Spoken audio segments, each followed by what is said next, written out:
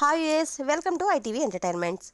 హిందూ పంచాంగం ప్రకారం ప్రతి సంవత్సరం చైత్రశుద్ధ పాడ్యమి రోజున ఉగాది పండుగను జరుపుకుంటారు. ఈ సంవత్సరం ఏప్రిల్ 9 మంగళవారం రోజు ఉగాది పండుగ వచ్చింది. ఈ తెలుగు ఏడాది శ్రీ క్రోధినామ సంవత్సరంగా ప్రారంభం కాబోతుంది.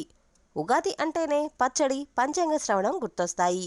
ఈ రోజున పంచాంగం వినడం ఒక ఆనవాయితీగా వస్తుంది. మన భవిష్యత్తుకు సంబంధించి ఆదాయం, వ్యయం, రాజపూజ్యం, అవమానాల గురించి తెలుసుకోవాలని అనుకుంటారు. జ్యోతిష శాస్త్ర ప్రకారం మళ్ళీ వచ్చే ఏడాది వరకు తమ రాశి ఫలాలు, గ్రహాల స్థితిగతులు ఎలా ఉన్నాయో, ఏమైనా దోషాలు ఉంటే నివారణలు, పరిహారాలు తెలుసుకుంటారు. మరి ఈ క్రోధినామ సంవత్సరం వివిధ రాశుల వారికి సాధారణ ఫలితాలు, మరికొన్ని రాశుల వారికి విశేష ఫలితాలు పొందబోతున్నారు. ఈ నూతన సంవత్సరంలో మీ రాశి ప్రకారం వృత్తి, ఉద్యోగ, ఆరోగ్య, ఆర్థిక జీవితం గురించిన సమాచారం, మీ జాతక ఫలాలు ఎలా ఉన్నాయో అనేది వీడియోలో తెలుసుకుందాం. దానికంటే ముందు మీరు కనుక మా ఛానల్ను ఫస్ట్ టైం చూసినట్లయితే సబ్స్క్రైబ్ అవ్వండి. పక్కనే ఉన్న బెల్ ఐకాన్ని టచ్ చేయండి. నేను చేసే ప్రతి వీడియో మీకు నోటిఫికేషన్లో వచ్చేస్తుంది. లైక్ అండ్ షేర్ చేయడం మర్చిపోవద్దు. ముందుగా అందరికీ ఐటీవీ ఎంటర్టైన్మెంట్స్ నుంచి శ్రీ క్రోధినామ సంవత్సర ఉగాది శుభాకాంక్షలు. మేషరాశి వారికి ఈ సంవత్సరం శుభప్రదంగా ఉండబోతుంది. ఆదాయం 5, వ్యయం 5, రాజపూజ్యం 3, అవమానం 1. బృహస్పతి, రాహువు మేషరాశిలో ఉండడం వలన మంచి ఫలితాలు ఉండబోతున్నాయి. ఆర్థిక సమస్యలు పరిష్కారం అవుతాయి. కష్టానికి తగిన ప్రతిఫలం ఉంటుంది. ఉద్యోగస్తులకు పదోన్నతులు లభిస్తాయి. మీరు చేపట్టిన పనులు పూర్తిగా నెరవేరుతాయి. విదేశాలకు వెళ్లాలనుకునే వారికి ఈ సంవత్సరం బాగుంటుంది.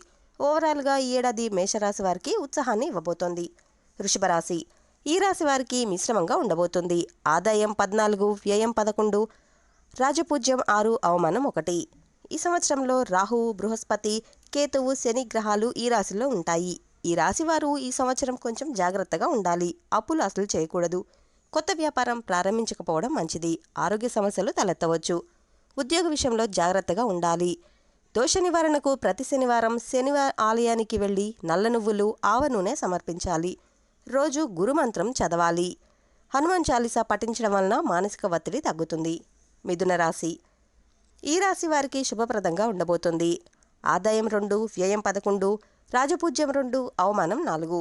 బృహస్పతి, రాహు ప్రయోజనకరంగా ఉండడం వలన శుభ ఫలితాలు కలుగుతాయి. ఉద్యోగం, వ్యాపారం విషయంలో లాభం పొందుతారు. రుణభారం తగ్గుతుంది. విద్యార్థులకు అనుకూలంగా ఉంటుంది. ప్రతిరోజు హనుమాన్ చాలీసా మంత్రాన్ని పఠించడం, 16 వారాల పాటు శనిదేవునికి నల్ల నువ్వులు సమర్పించాలి. కర్కాటక రాశి ఈ రాశి వారికి మిశ్రమ ఫలితం ఉంటుంది. ఆదాయం 11, వ్యయం 8, రాజపూజ్యం 5, అవమానం 4. ఆర్థికంగా బాగుంటుంది. పని ఒత్తిడి తగ్గుతుంది. ఉద్యోగ విషయంలో ప్రతికూలంగా ఉంటుంది. అష్టమ శని కారణంగా కుటుంబ వాతావరణం బాగా ఉండదు. ఆరోగ్య సమస్యలు వస్తాయి. పెట్టుబడులు చేయకపోవడం మంచిది.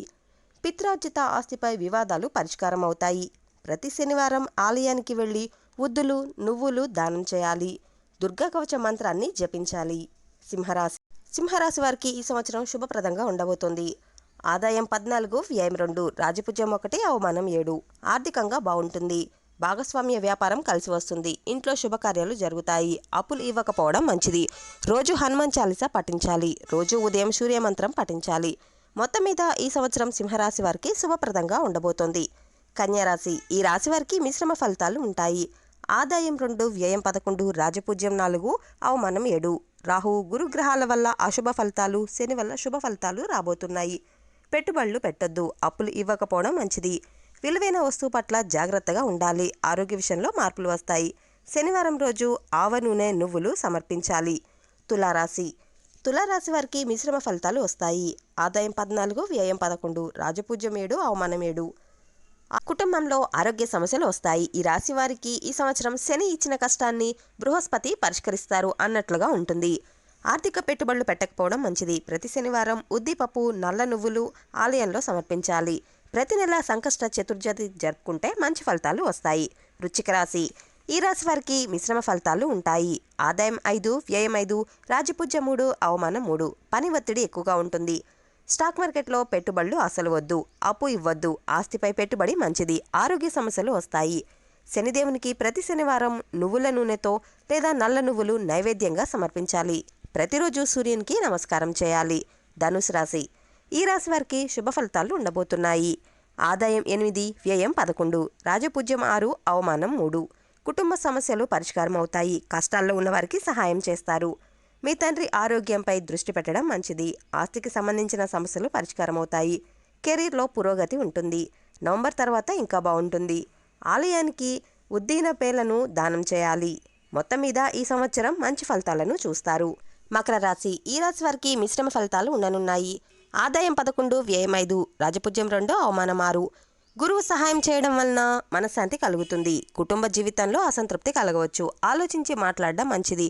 ఎక్కువ ఖర్చు చేసే వ్యాపారాన్ని ప్రారంభించవద్దు. పొదుపు విషయంలో జాగ్రత్తగా ఉండాలి. ఉద్యోగులకు పెద్దగా ఇబ్బందులు ఉండవు. మార్పులు ఉండొచ్చు. ప్రతి శనివారం ఆలయంలో ఉద్దులు, నల్ల నువ్వులు దానం చేయాలి. నిరుపేదలకు సహాయం చేయాలి. కుంభరాశి. ఈ రాశి వారికి మిశ్రమ ఫలితాలు ఉంటాయి. ఆదాయం 11, వ్యయం 5, రాజపూజ్యం 2, అవమానం 6. శని వల్ల అశుభ ఫలితాలు కలుగుతాయి. ఆర్థిక సమస్యలు తలెత్తుతాయి. కష్టానికి తగిన ఫలితం ఉండకపోవచ్చు. డబ్బు విషయంలో మోసపోకుండా జాగ్రత్తగా ఉండాలి. పని ఒత్తిడి ఎక్కువగా ఉంటుంది. ఎవరి సలహాలను సీరియస్గా తీసుకోవద్దు. ప్రతి శనివారం శని ఆలయానికి ఆవాల నూనె, నల్ల నువ్వులను దానం చేయాలి. రోజు హనుమాన్ చాలీసా పాటించాలి. మీనరాశి. ఈ రాశి వారికి మిశ్రమ ఫలితాలు ఉండనున్నాయి. ఆదాయం 8, వ్యయం 11, రాజపూజ్యం 1, అవమానం 2. శని 12వ ఇంట్లో ఉండడం వలన అధిక పని ఒత్తిడి ఉంటుంది. ఏప్రిల్ నుండి ఆర్థికంగా ఫలితం ఉంటుంది. కుటుంబంలో కలహాలు, మనస్పర్ధలు తగ్గుతాయి. విద్యార్థులకు అనుకూలంగా ఉంటుంది.